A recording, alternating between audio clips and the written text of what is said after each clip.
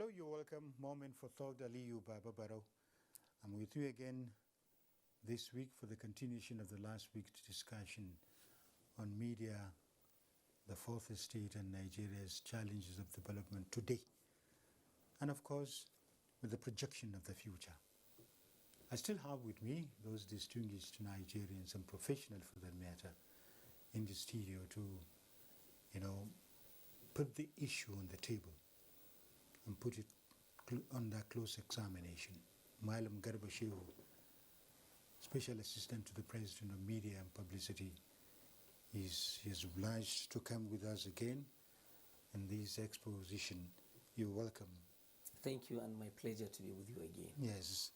You are at a very strategic position, having held the presidency of the Nigerian Guild of Editors. I want to believe that, these are people or an institution that hold the stick, to guide. Yes, and the professor is guiding today right from the beginning of it all, because the university of the educational system is one of the vital system in the country or in any given society, because education is the vehicle for development. That's right. And when you catch them young in the journalism profession, but it appears today what we have, I want to start from you. Yes. Because you stopped at, there was one issue you talked about that if you don't want to have a searchlight on you, then do the right thing. They don't what? Do the right thing. Oh, okay, yeah. Yes. But it appears the media today are in a way of a carte blanche kind of agreement with the society, with the government, so to speak. The checks and balances that we have in the three basic institutions of democracy, executive, legislature, and the judiciary. It appears the media, which you say it alluded to last week, is very free in the country. Yeah. How do you focus on that? How do we, in managing the media towards development, because we are developing nations, all hands are to be on deck. Absolutely. Yes. I agree with you. We can't deny the fact that we're freer than we used to be some 23, 25 years ago. I was a correspondent with the Guardian in Abuja. I practiced. Yes. Sometimes I remember when you were even comparing with your colleague, you'd be wondering if somebody was behind your back. Yes. You're discussing in the living room, you'd be wondering, once first of all look through the window to see whether somebody is eavesdropping, and of course what the situation was, around that time. Military era, we agree, but now we are largely free. We are in a democratic, constitutional democracy, and yes, there may be arguments that there are some infringement here and there, but in comparative terms, I think we have a higher level of freedom. But again, what do we do with freedom? What does freedom entail? Freedom is supposed to be a pedestal to some level of happiness, and of course, flowing from there should be productivity and efficiency. And yes, the media is free, but to what extent have we deployed that freedom to contribute to the progress of the nation?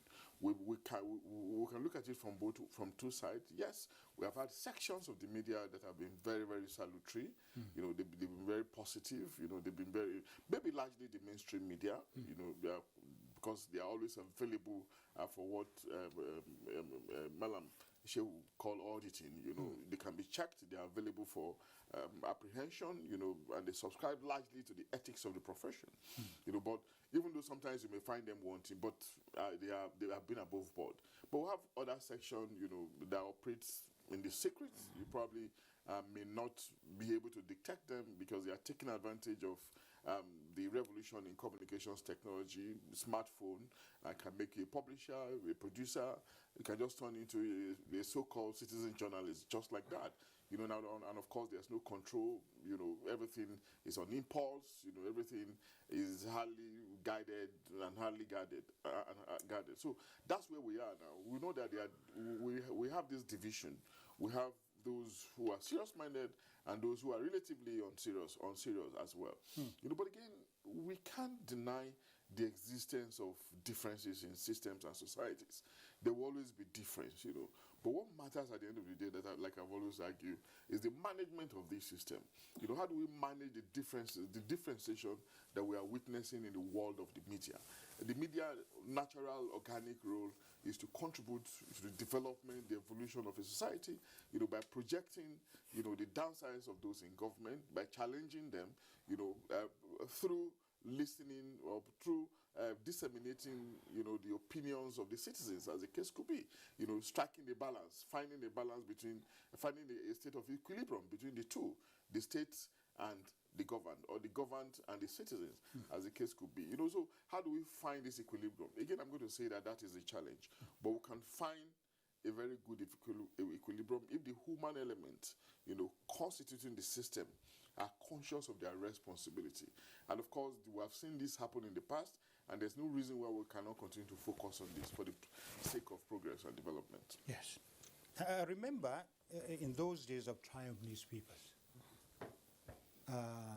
you made mention of something from last week, talking about Nigeria's media and globalization, where the Western medias or foreign medias determine what we are, as against NTA's mission statement, projection of true African perspective.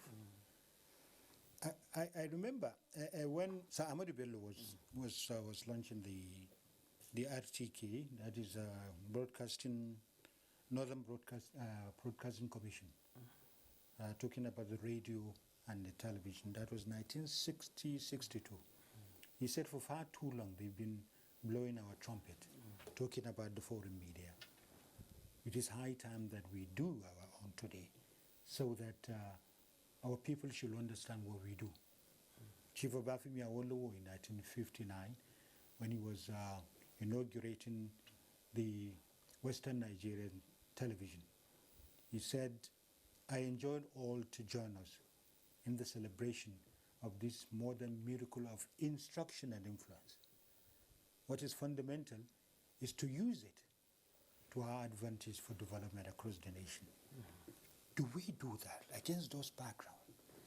How do you manage today? Do we do that? Do we have the media joining the government and the people for development, or everybody to himself? Well, really they had been, history has given an important role for the mass media all over the world to help in nation building and matters of national development. I think that at some point, I believe in the 70s, it was almost official to the United Nations using UNESCO that development journalism was the model for nations such as ours, reporting progress in school enrollment, barefooted doctors in the villages working to bring up health, help people manage their health, and so on. And the communist systems certainly had a special place, that of mobilization in particular, you know, for their own communication system. So ideally, communications are driven by motives. Either they are ideological, which I've tried to illustrate, communism and so on, or profit, and which is largely the Western model. Yes. It's very clear by now that the market system has prevailed, because mass media that are driven by ownership and the ideology, generally they don't seem to do well. And they die. If you look at the publishing space in the country today, is there any state-owned newspaper that is doing 7 days in a week? Virtually, nearly every state of the Federation has a newspaper. But that's not what the people want, because the reader has a choice. And with the unbundling of broadcasting, freedom given licenses for radio, independent radio and television. I come from Kano. By the last count, they have about 21 radio stations in the city. People will say it's chaotic, but people make their own choices. So if you tune to this one and you don't like what they're saying, then you move to the next one, and these are the elements of choice. So there's a range of choice. Yes. It's about content. By yes, content, they, yes. they go for it. However, and I agree with you to some extent, because we seem to have also lost an essential element. Because all of us journalists, we have gone to school to train, and we've been given ethics to practice, how to do this thing, and what to publish and what not to publish, because there is good taste. Yes. Now, I think this is the danger we face now. We are losing all of that, because that power to determine what goes into the news bulletin and what stays out is an enormous power. Yes. And usually it would have required training for you to decide which story to kill and which story to use. Now, as I said earlier, the week before, everyone with a telephone is a journalist, a laptop is today a journalist. And they are broadcasting news and information to millions of people and without care. Yeah, without care. Yeah, we have had incidents in this country. I always don't forget this Kaswar Magani incident in Kaduna State. 50 innocent people were killed because there was a post by somebody of a fake news saying this group has attacked that group and they have killed people there. And then there was a retaliatory attack in which 50 lost their lives. And at the end of the day, community leaders, religious leaders, Jama'atul Nasr, Christian Association of Nigeria, police and the Secret Service all agreed that fake news caused this problem. So that is de-developing the nation. Yeah. That is not a development. And I think that it calls for sober reflection and the need for whoever is so empowered to use the communication systems in a way to help to build society, not to destroy it. You spoke about productivity as far as the media is concerned, and really to build a society, not to destroy it. And are you in agreement with the fact that maybe we have that checks and balances, we started talking about it last week. The media is very free, which you see today, we are very, very free. We have our institutions that regulate, and we have communications ministry, we have all these. How do we control it? Especially today, just imagine to be a leader of a Nigerian nation. People who immediately forget everybody, forget Buhari, the attack will come to you. So it's the same thing. So, yes.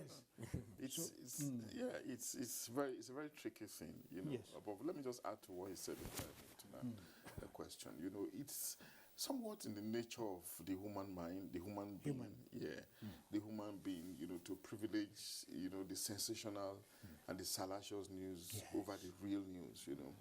And it's just in the nature of human being. And that's why you see a situation where people in the entertainment industry, you know, are always very rich. You know, you can see the amount of pounds, the amount of dollars that is often attract. You know, people want, you know, the least option, something that appeals to the soft side much more than the serious one. So, and again, it also relates to the perception of people up there. You know, when you see people up there, sometimes those who are unfortunately on the lower rung, you know, they are more interested in the downside of those at the top. You know, I don't know. It's probably an area that still has to be investigated. But they find it much more entertaining. Perhaps it just brings them to a level where they also feel that those ones are human. They are human too. So let's just entertain ourselves by looking at, by feeding ourselves with, you know, what is probably not going on with them. You know, so it's still a tricky question on the human spirit. But I also believe that, you know, there are quite a number of things that can take the mind away from this kind of perception. I'm not saying it's a general plural thing. Yes. There are still people who are also still able to elevate themselves, have some grace, and feel some level of raising properly. But education, the reduction in the level of illiteracy can also help in dealing with, in resolving this crisis. And the education I'm talking about may not necessarily be the structural education. Probably those of us seated here would ordinarily not believe everything hook, line, and sinker.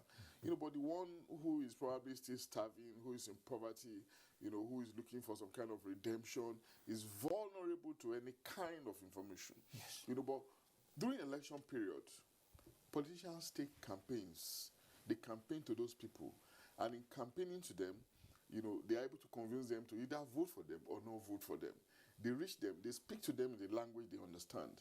Maybe in their native Hausa, Yoruba, Igbo, Efik languages. They speak to them and they respond. It's not peculiar to Nigeria. I'm aware in the UK that, to help people away from these, where they just believe things. In the wake of the COVID-19 breakout, it wasn't just peculiar to Nigeria again. We saw all kinds of conspiracy theorists, even in the UK, where street lights were being brought down because they said it was 5G that was emitting a dangerous radiation, and even in a sophisticated country like the UK. And that's why they are not resting on. So it's one way out of it. I'm not talking about the longer term measure of proper education, but in the short term, letting them know that, look, you are vulnerable. Yes, you are vulnerable. We can reach you during the political period, but we can also reach you in this regard, and be careful. It's not everything that you see or you hear that you believe. Yeah, we've just had the midterm ministerial performance review, and talking about that side by side with the media reportage as far as development journalism is concerned, as we pointed out. How much do we report agriculture? How much do we report these palliative measures by the government? How much do we report infrastructure development as against politics, in the arena of politics? And these are areas which perhaps the professor is talking about productivity as far as the media is concerned. How do you appreciate that? Well, again, we seem to be thinking along the same lines with him on all of these matters. Yes. And I'm happy he's also expressing this concern because there is that duty not to pander to the lowest taste of the people. And this is why I mentioned thing about the education. I will also add training, because if education is to the consumers of the media products, training also should go to the practitioners, so that there is that understanding, so that even if the people are yearning for, say, women who are not clothed, don't give it to them, because it doesn't say that you must give them whatever it is. That there is good taste in all of these things. And sadly for the country and for much of the world now, the digital media is driven by numbers, the clicks. How many people are following whom? It's not about content anymore. And the thing about the retreat and all of the things, even the specialists, the foreign consultants, domestic consultants who came and are judged and and examined the progress our ministers have made midway. And they were amazed by the enormity of the achievement of the administration. And why is it not present in the public domain? Oh, is it the managers of all these sectors are not speaking to the media? Well, that's why I'm coming to that, because there are two things to it. The media, increasingly, they are becoming dominated by the click. Yes. And following on digital media, what will get the crowd happy and motivate them. If it is the newspaper, buy newspaper because it's sensational and cheap, And yes, there is also the marketing angle of it, which is to say that, are we saying enough as public communicators? Are the ministers saying everything? Are they talking? So everyone has to do their part.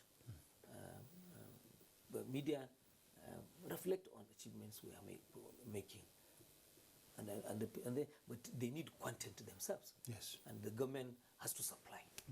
Yes. Well, okay. We've come to the conclusion of this discussion once again.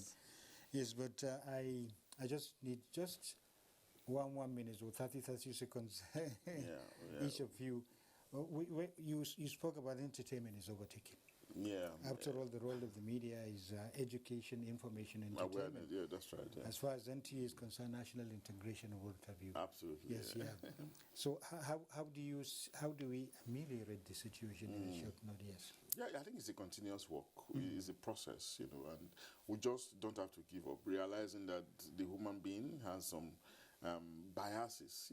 There are certain things that, try as you may not be able to change somebody from a kind of belief system. Sometimes it's not just about religion. It could also be ideological. It could also be a result of somebody's worldview.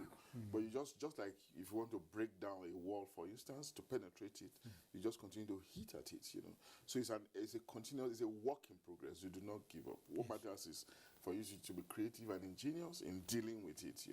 So the social media has come upon us. We probably may not be able to do anything now, but it's a work in progress. We do not have to give up. We have to continue to make efforts to mitigate the damage. Yes.